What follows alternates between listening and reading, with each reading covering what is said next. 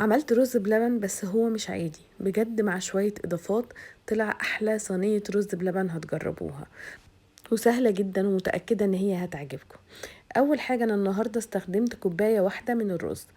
ضفت الكوباية بعد ما غسلتها وحطيت عليها المية، وهسيبها لحد ما تبقى تقريبا نص سوا، تغلي لحد ما تبقى نص سوا. دي كوباية رز عليها كوبايتين من المية. زي ما انتوا شايفين كده خلاص شربت كل المية، هبدأ اضيف اللبن. انا ضفت حوالي لتر من اللبن، وكمان هضيف السكر. استخدمت حوالي كوباية الا ربع، ودي كريمة طبخ. حطيت كوباية واحدة من كريمة الطبخ، واكيد فانيليا او قرفة زي ما تحبوا. وبعد كده قلبتها وسبتها لحد ما تبقى 3/4 سوا خلاص وتدخل في السوا. والنهاردة انا هستخدم بسكوت لوتس، وممكن تستخدموا اي بسكوت تاني عندكم. فرمته، ولو مش متوفر اللوتس ممكن نفرم اي بسكوت تاني مع الزبدة. وبعد ما حطيت الرز بلبن في الصينية او في الطاجن، هبدأ اوزع عليه البسكوت اللي احنا فرمناه. هوزعه كله، هوزع كمية كده كويسة. كل ما وزعنا اكتر كل ما اديتنا طعم احلى بكتير.